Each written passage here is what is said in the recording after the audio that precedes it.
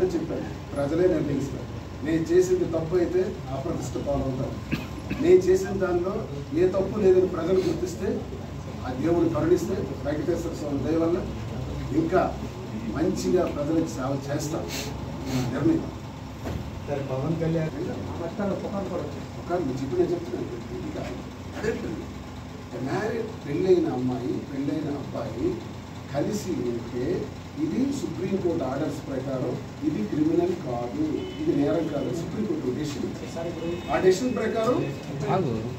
ప్రకారం మా జీవనం కొనసాగుతుంది తప్ప పిల్లలు కలగలుగుతుంది. కాబట్టి నాకు దాపరించింది.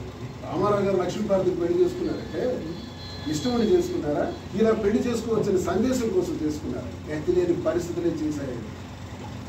నేను అతనికి దయచేసి సీన్లో తెచ్చాను అనుకోండి. మహానుభావుడు, పెద్ద ఆయన, దైవ స్వరూపుడు. నా దృష్టిలో నేను రామారావు ఫ్యాన్, విద్యార్థి ఫ్యాన్.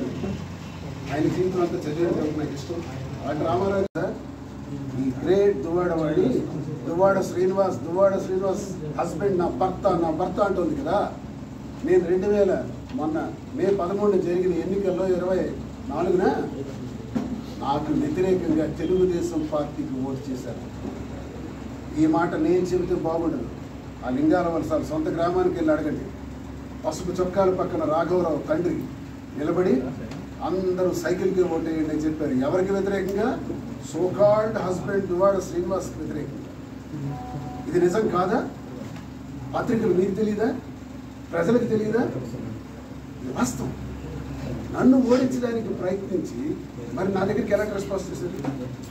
ఆ రోజు అచ్చెన్నాయుడిని గెలిపించడానికి సహకరించారు కాబట్టి రాఘవరావు వెంకటి దువ్వాడవాడి ఈరోజు అతను సహకారం చూపెడుతున్నాడు. ఉంటూ అచ్చెన్నాయుడు ఇవన్నీ కూడా చేయిస్తున్నాడు. అచ్చెన్నాయుడు మీరు చేస్తున్నదంతా నాకు తెలుసు. ఒక్కటే మీకు చెప్తున్నాను, నా ఈ ప్రయాణంలో నేను విసిగిపోయాను. కుటుంబం నాకు పూర్తిగా ఈ సమాజంలో, సభ్య సమాజంలో నా దేవుడైనటువంటి జగన్మోహన్ రెడ్డి గారి ముందు, సామాన్య ప్రజల ముందు, నాకు ఎల్లప్పుడూ కాపాడినటువంటి ప్రజలు పాదాలకు శిరస్సు వంచి నేను నమస్కరించే నా ప్రజల ముందు నాకు అవమానాలు పాటు చేసి అస్తవ్యస్తం చేసేసి రాష్ట్రం, జిల్లా ఎక్కడ చూసినా గొప్ప చేసేసిన ఈ దువ్వాడవాడిని నాకు భార్యగా అన్నారు. కనుక I'm going to you divorce. నేను డివోర్స్ కూడా ఇవ్వాలని నిర్ణయించుకున్నాను. నోటీసెస్ సర్వ్ అవుతాయి. ఇంకా ఫర్దర్ చట్టం పని చట్టం చేస్తుంది. న్యాయస్థానంలో ఎలా నిర్ణయిస్తే అలాగే ముందుకెళ్తానని నా నిర్ణయం నేను తీసుకున్నాను. మా ఇంటి గొడవల్ని రెచ్చగొట్టి ఇవన్నీ చేస్తున్నటువంటి ఈ అధికార పార్టీకి అచ్చెన్నాయుడు ఒకటే చెప్తున్నాను, నాకు ఏమైనా జరిగితే, ఏది జరిగినా బాధ్యత మీరే. నన్ను ఇప్పుడు ఎంతగా హింసించాలని ప్రయత్నం చేస్తున్నటువంటి మీరు అధికారం లేని కారణంగా మీరే బాధ్యత వహించాల్సి వస్తుంది.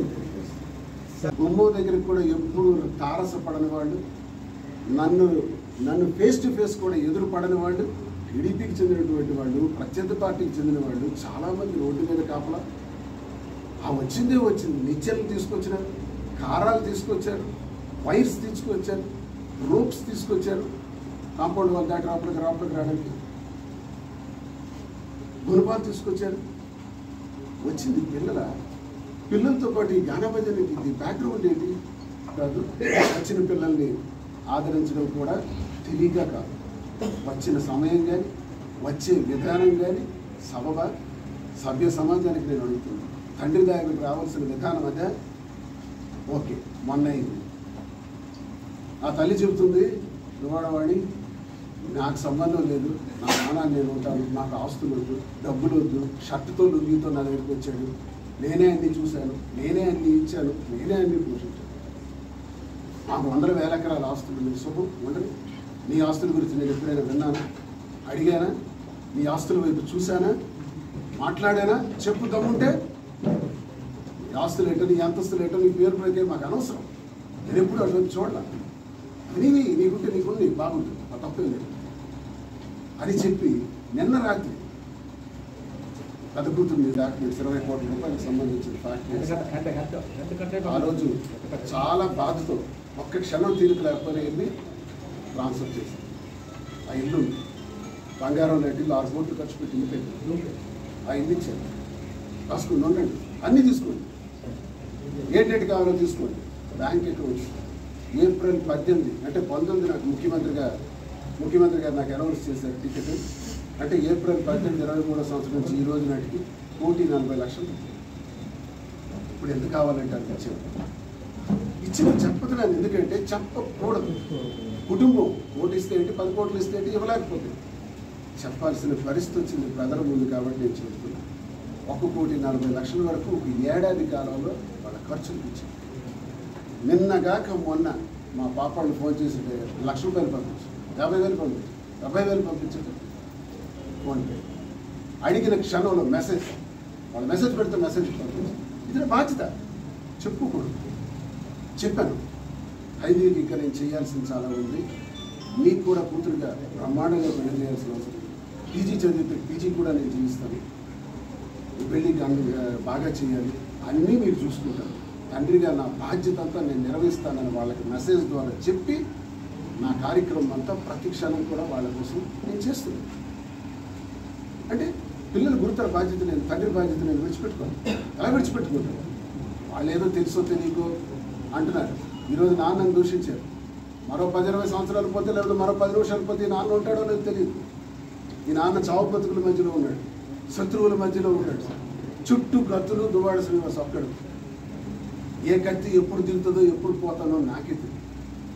పోతే ఎందుకంటే నేను చాలామందికి టార్గెట్ చేసి మాట్లాడిన దానిలో నాకు అందరూ శత్రువులే. కొన్ని వేల కొద్ది ఫోన్ నెంబర్స్ ఈ మధ్య. దువ్వాడ శ్రీనివాస్ నీకు చంపేస్తాం, నరికేస్తాం, నీ కారు తగలబెట్టేస్తాం, దొరికితే నీకు పాతేస్తాం, అక్కడైనా కొడకాని నాకు వాళ్ళు పోలీసు వారికి కంప్లైంట్ ఇచ్చాను టెక్కల్ పిఎస్లో. నా స్వీయ రక్షణ కోసం ఒక వెపన్ ఇవ్వండి అని కూడా అప్లై చేసుకున్నాను. నాకు 2 నెలలు అయింది, ఈ రోజు వరకు వెపన్ ఇవ్వలేదు. కాబట్టి నా పరిస్థితి నాకు అర్థమవుతుంది. ఏ క్షణానైనా సరే నాకు ప్రమాదం దాపురిస్తుంది, నన్ను చంపేస్తారని కూడా నాకు తెలుసు. ఈ చంపేస్తారు అనుకునే వాళ్ళు శత్రువులు ఉన్నారు, నా పైన పోటీ. ఆ పరిస్థితి సమయం కోసం అశ్వత్థామ అత కుంజరహ నరో కుంజరహ అన్నాడు. అంటే ఏనుగు చచ్చిపోతే మనిషి అశ్వత్థామ చనిపోయాడని ద్రోణుడు బాణం విడిచిపెట్టేయాలని అన్నాడు. రాజకీయంలో చెయ్యొచ్చు. ఆ సందర్భానికి ధర్మరాజు అబద్ధం ఆడవలసి వచ్చింది. ఆ సందర్భానికి నాలాంటి సామాన్యుడు కూడా రాజకీయం అబద్ధమే కాదు, రాజకీయం అదే. దానికి అబద్ధం అను, నిజాయితీ అను. నిజాయితీ అనే పదం రాజకీయ డిక్షనరీలో ఉండదు. రాజకీయం అనే డిక్షనరీ తీయండి, నిజాయితీ పదం ఉంటుంది, చూపించండి. సార్, మీరు ఒక రాజకీయ నేతగా ఎన్నో వివాదాలను పరిష్కరించారు. ఇప్పుడు మీ కుటుంబ సభ్యులు, మీ కుమార్తెలు ఇంటి దగ్గర ఉన్నారు. వాళ్ళకి మీరు ఏం చెప్తారు? ఏ పరిష్కారం లేదు. ఆల్రెడీ నేను నిర్ణయానికి వచ్చాను, డివోర్స్. సార్, డివోర్స్ అంటున్నారు. ఒకవేళ ఆమె కూడా డివోర్స్ ఇస్తే మీ ఇద్దరు వివాహం చేసుకునే అవకాశం ఉందా? చెప్పండి, కాలం మీరంటారు మీ ఇద్దరు సమీపంగా ఉన్న వీడియో షేర్ చేశారు. రాత్రి పగలు కూడా ఊరు పేరు గడిపించాడు.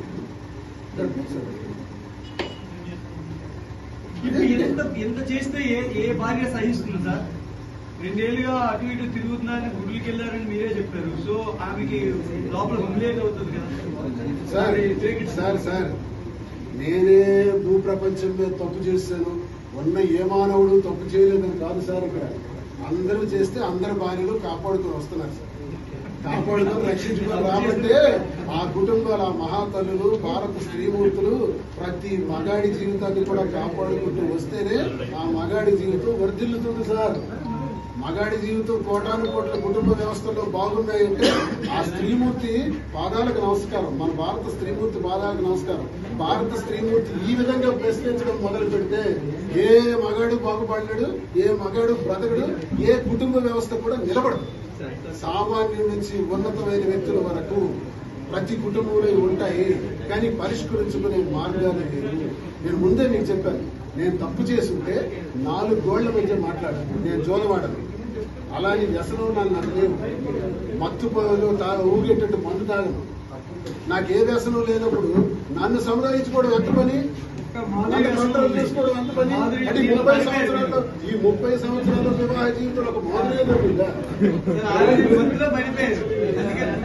నేనే చిన్నపిల్లని కాదు. మై ఏజ్ ఈజ్ 58లో ఎన్నో చూశాను. ఈ స్థాయికి ఎన్నో సమస్యలు వ్యతిరేకుంటే ఇక్కడికి వచ్చాను. ఎన్నో ఇది అందించుకుంటా వచ్చారు. నేనేదో టెంప్ట్ అయిపోయారు, ట్రాప్ అయిపోయారు అన్నది నాకు. నేను చెప్పిన దాంట్లో మనస్సాక్షిగా చెప్పాను. ఒకప్పుడు పవన్ కళ్యాణ్ ఇలాంటి విమర్శలు చేసే ఎపిసోడ్స్ ఇప్పుడు అదే సిచ్యువేషన్ ఎదుర్కొంటున్నారు. ఏం చేస్తాం సార్? తెల్లారి మీడియాలో చూశాను, అబద్ధం మీడియాలో చూశాను. దువ్వాడ శ్రీను అప్పుడు అలా అన్నాడు, మీరు ఇప్పుడు దువ్వాడ శ్రీను రేట్ చేశారు. అంటే నా జీవితంలో నేను రెండు ఎదురయ్యి మరి ఏం చేస్తాను? పవన్ కళ్యాణ్ చేస్తుంది రెండో మూడో వివాహం కరెక్ట్ అని నేను అన్నా. నేను చేసినంత మాత్రం కరెక్ట్ అని అడగట్టాను. ఆ పరిస్థితులు నాకు ఇలా దాపురించాయి. ఆయనకి ఏం పరిస్థితులు వచ్చాయో నాకేంటి తెలుసు. ఇప్పుడు ఆయన పరిస్థితి అందుకే రామారావు గారి జీవితం నేను ఉదాహరణకు వచ్చాను. ఆయనకే పరిస్థితులు వచ్చాయో వివాహం చేసుకోవచ్చు. పవన్ కళ్యాణ్ గారికి ఏం పరిస్థితులు వచ్చాయో ఆయన వివాహం చేసుకోవచ్చు. నాకేం పరిస్థితులు వచ్చాయో మీకు చెప్పాను. అందుకు నేను వివాహం చేసుకోవాలి.